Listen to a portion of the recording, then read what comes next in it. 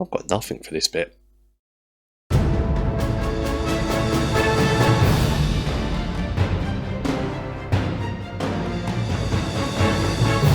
Hello and welcome to the Battle and Barrow Gaming. I need to create a centerpiece for a game that I'm about to run.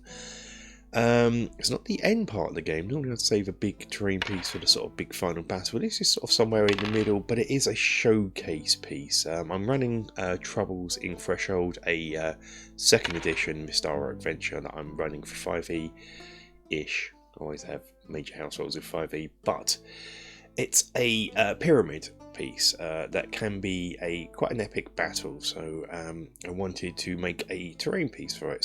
But it's a Nithian pyramid that has a very limited scope. But of course, if you're watching this video, you might want to, you might be playing Warhammer Fantasy and have a Tomb King's army or a Lizard Man army and want to build a bit of terrain for it, and obviously pyramids. You can use this. It's a nice, quick and easy way of getting a pyramid up and running. So let's get crafting. Going to start off with a piece of foam. This is white foam that I always use. How thick is it actually? I think it's about 25mm thick. So we'll call it an inch thick, just for argument's sake, just to stick in one measurement system for once. And so it's 12 inches by 12 inches, and I've measured on the diagram itself that's in the book. Each square there is 2.5 foot. So the corner piece here equates to 2 squares, which is 5 foot. So that'd be 1 square here. Of course, that leads to a problem where really it's only 4 squares, 8 squares across in diagram, but 4 squares across if it's 5 foot to a grid, which means it'll be ditchy. So I'm increasing the size. I don't know if they thought about that much, or is it just a kind of, here's a pyramid, here's a scale, and they haven't really thought about it originally. So yeah, these may look a bit weird. I may come back and increase these, but for now they are 1 1/4 inch, because in my system 1 1/4 equals 5 foot, just to be easy. I've measured in the stairs where I think they're going to go, but I won't cut these out yet. But I am going to cut these out, and then the base is going to be slightly higher because I'm going to put 6mm foam on top that matches, and in the foam I will carve in the pool that is in the middle. That's it. But for now I'm going to cut these bits out. I've cut it out and where I want the stairs to be. I've worked out where the next part of the pyramid will go, how it would all go together. That'll give me enough room here for my statues. The door will go across here. But what I want to do is the inside here, I don't want this to be white foam. I'm going to want it to be pink foam, so I can texture it and what for. So I've cut out a 12 inch by 12 inch piece of foam that I'm going to glue to this. I'm going to cut out all the corner bits and the stairs, and then outside it's going to be covered in mod rock in a minute, and then the inside bit I can carve stone bits in and add the pool in. So that is what I'm going to do now. Like so. What I'm going to do now is transfer my rough scribbles from here onto here, and then work out where the pool goes so I can cut that out too. Hopefully you can see this. So this bit here all around the outside, so this here, that's the actual outside of the pyramid, so that'll be covered in mod rock. Inside I have these 2 rows here, and they're going to be the crypts, and then we have this bit here is going to be the walkable bit, and then this here is going to be the water, the pool, and the statue would go here. And I think I've just realised I've done the pool the wrong way around. It should go in, so I'm going to adjust that. Yeah, I'm going to adjust that, and then I'll cut that out.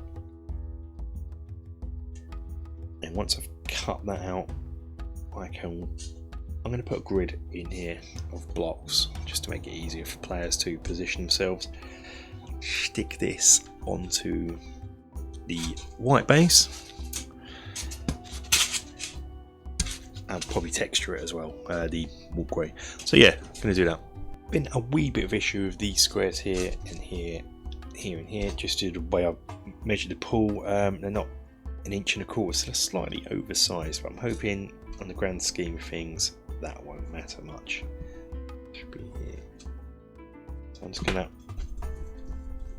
the floor bits. I'm just gonna give a texture in.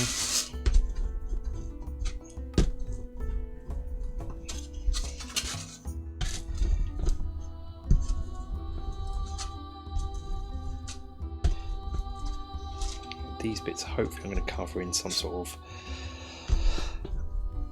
This is where these coffins go, but I don't know what I'm going to do for that yet, so I will texture that just in case. I've just poured some white glue on, and I'm going to get a watered down brush. I'm going to spread it around, and we're going to glue it all on. Squidge this on into place.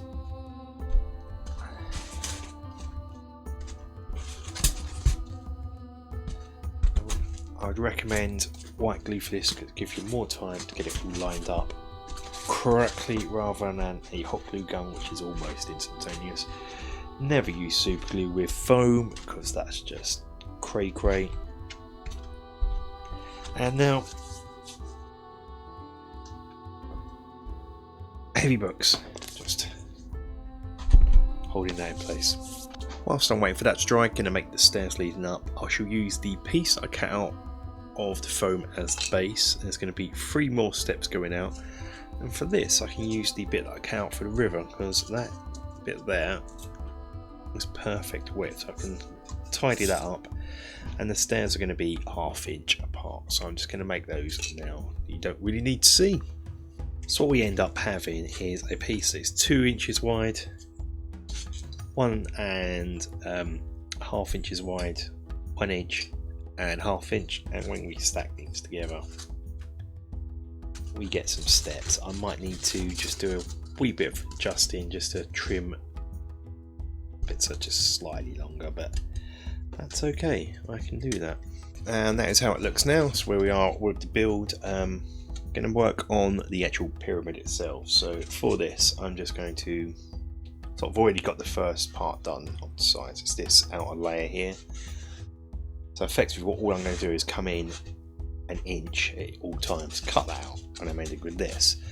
The next piece I've noticed looking at the map is, or the illustration is, again this is their size weirdness, where it says it's got large doors here, but it also says the square is 2.5 foot and the doors are only the same height.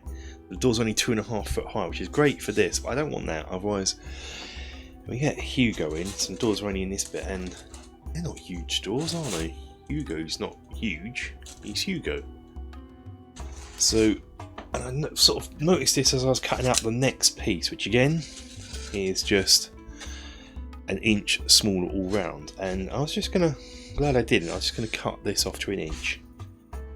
Because what I'm gonna have to do to make it anywhere half decent is I'm gonna extend this out, change the design, then cut the door into 2 thicknesses, which will look better. And so I'm going to use a bit of foam that's the same width as this and the same thickness as this gap here. And I'm going to use a bit of foam that I cut out from the bottom bit, tidy it up a bit, but that's the same thickness, and I'll just cut it along here, glue it in, because we are covering this later on with something, so you won't see anything like that. Then the next bit will be, next 2 bits will just be the inch smaller again, so I'm going to cut those out. I think that will work, and then we'll work on the door. So now I am at this stage, I can sort of look at things a bit better, and we have Hugo here. It just looks, yeah, that's going to be a large door. So what I'm going to do now is come in 1/2 inch either side here, and I'm going to cut this off, coming back 6mm here, because I want to use 6mm foam for the doors, but then out of this bit recut that into that bit out and glue it back in, so I'm left with a door recess. Again, I'm going to be covering this so you won't see all the cut marks, so that'll be the easiest way to do this. So here we go. I've measured in 7mm back here, just because a little recess is probably good.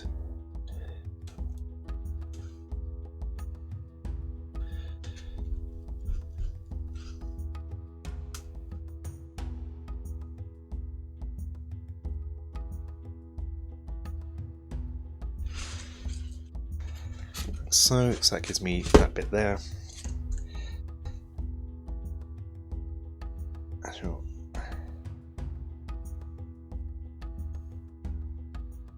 Take that bit. I shall keep this bit as it will give me the dimensions of the door.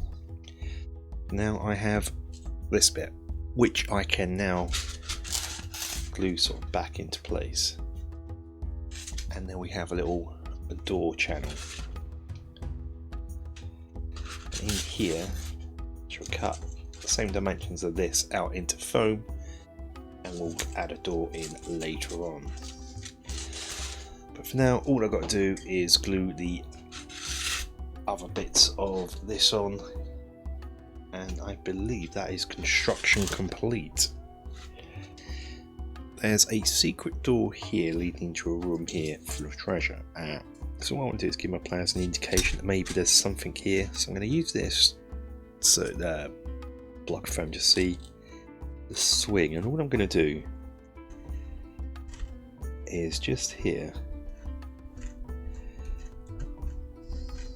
just give an indication that maybe something's there.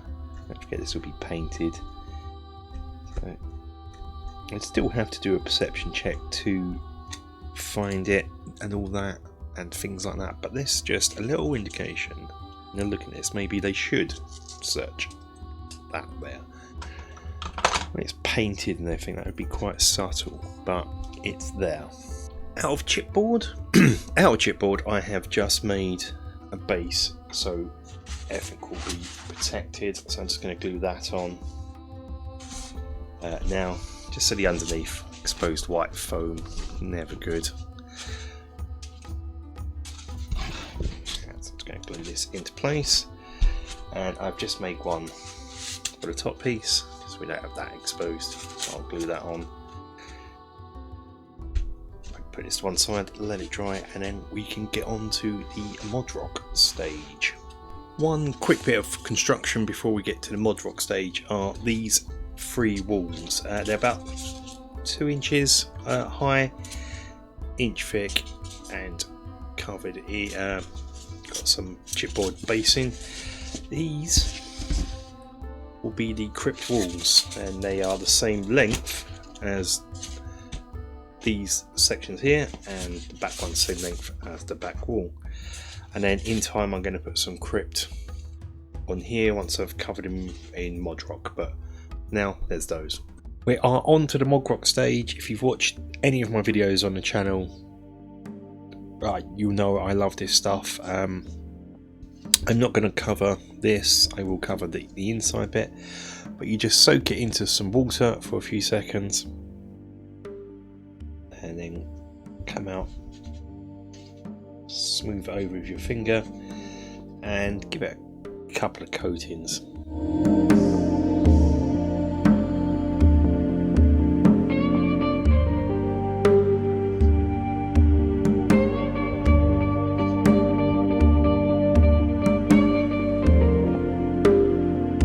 Inside will be painted with Mod Podge as normal, but the outside will be rock solid.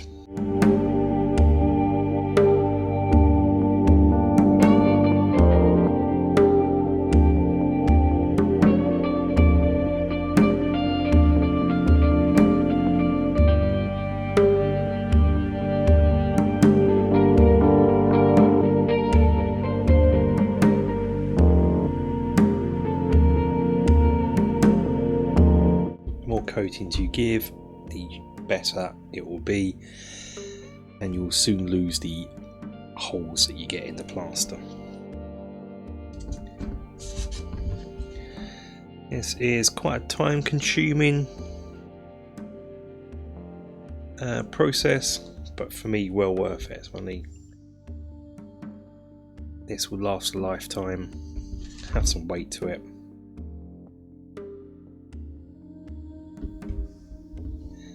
What I will do now is I will carry on doing this off camera, but in that short space time I've already got all that done. Whilst the plaster is still wet, don't let it dry for a full 24 hours. You can come in with some sort of sharp implement. Here I'm using a sculpting tool, and you can score in some brickwork pattern onto it to add a bit of interest. And here we are once it's dried. It's nice and solid as a rock. Got the inside to do. For the walls, got here, what I want to do now is add some tomb doors onto them. It's described as having 27 tombs with 9 on each wall, 3 columns with 3 high. So for that I'm just going to cut out some tomb doors out of chipboard. I shall glue them on. These are about 1/2 inch high and just over 1 inch. I'm going to just cut these out and put them on before I paint them, so I'll do that now. I'm going to work on the brass doors, cut a bit of 6mm foam that is the size of the doorway, and I'm just going to use this dwarven texture roller just to add some sort of detail, so when we paint it something comes up. Like so. Some sort of pattern there, and I shall cut these in half and paint them, Mod Podge them in black. Made a jetty out of a bit of foam, and I'm just going to use these pins, interesting pins, to do something to tie ropes on the end. I forget what they're called. But for this, what I'm going to do is come down with pliers, and I shall glue them in.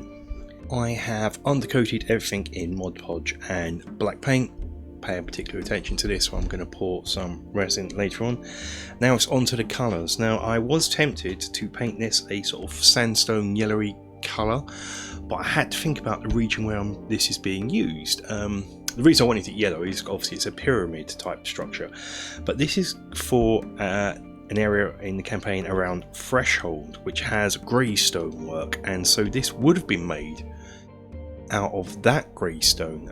So I am just going to paint it grey, which is a shame because a lot of my terrain is just grey, but ho hum, maybe in the future we can move away from it being grey. I might even repaint it once I've played this scenario, who knows. But yeah, grey it is. I won't show you that because I've done it so many times. I'm just looking at my terrain shelf and it's just a sea of grey, so it is just going to be a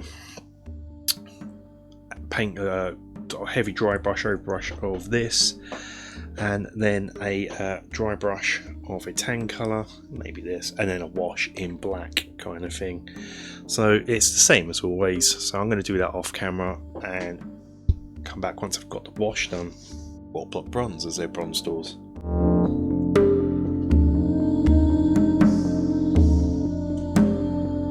And a quick dry brush of Balthasar gold, just to pick out that detail we have rolled in. Now these doors in particular have a message written in red paint, which is "Stay away, trouble inside." So what I'm going to do is write this on. Now that's what this is for. And very hard to do on camera.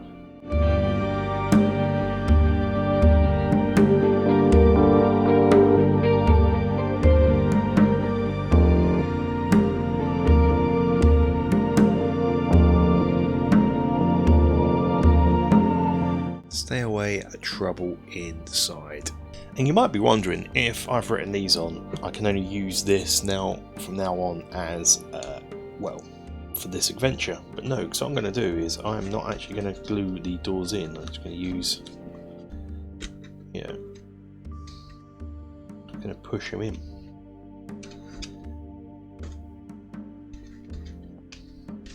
so I can get them in and out like so.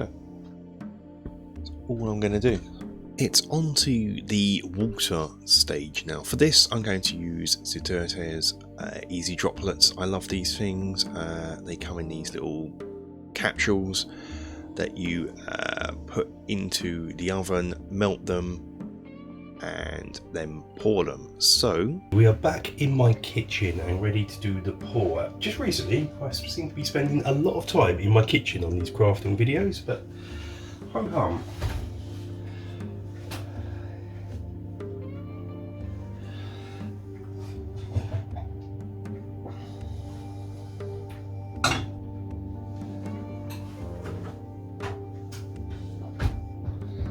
So hopefully I want to do this in one pour this time. So let's start in the middle, sort of work my way around.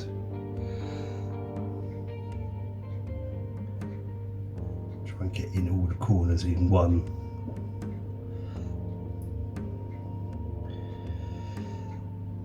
I didn't think about doing. Making sure it's level.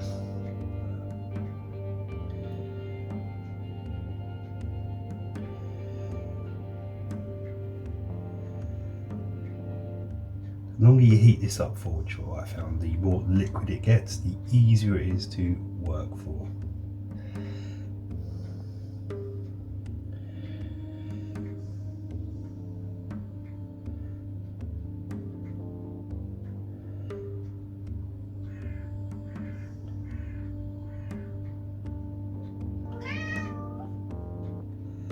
My cat is still nervous about this.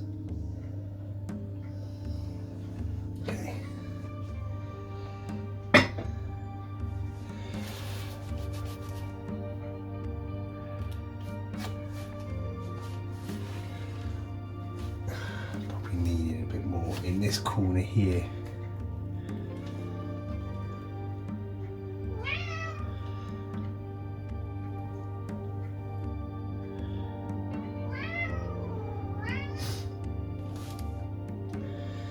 Got some air bubbles. A bit of pain.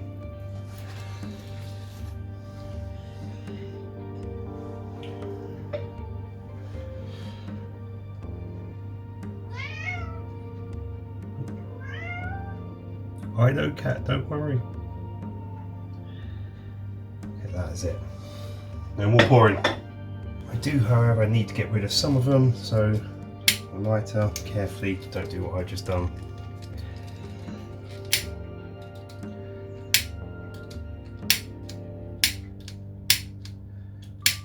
Let it dry. With that, pretty much done. This is a much more successful. Oh, hello. Yeah, a much more successful pour this time.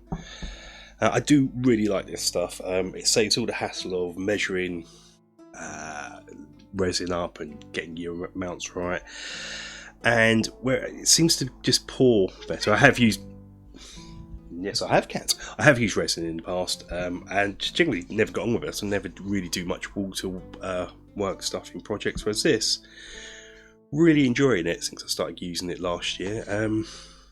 It just makes it a dream. Just do something like this. You don't have to worry about it. It doesn't react. Doesn't seem to react to anything. But in certain paints or certain stuff you use in your projects, the resin sometimes reacts to it, and you have a bad pour. Whereas this, never had that happen to me. So yeah. Anyway, that's it. Let's have a look at it set up. And all its glory in a bit of a showcase. I want to take this time to thank you all for watching. Thank you to the awesome blooming patrons I have that make these sort of videos possible. That well, it makes them possible without me getting moaned at for spending money we don't have by the lovely wife of mine. I really do appreciate it, guys. What I do over on Patreon, what I'm trying to do is do smaller little videos that don't really fit in with the channel, but they're like little extras. So you get a few of those as a thank you for being a patron. And I try and upload anything, you know, if I make gaming aids or whatever, and you see me use those in videos, I try and upload those. And I'm going to try and get better at using Patreon. There was a Discord thing that I set up for Patreon members, but someone explained to me Discord. That would be great. I'll start using that as well. But anyway, guys, thanks for taking the time to watch, and until the next video, stay safe, take care.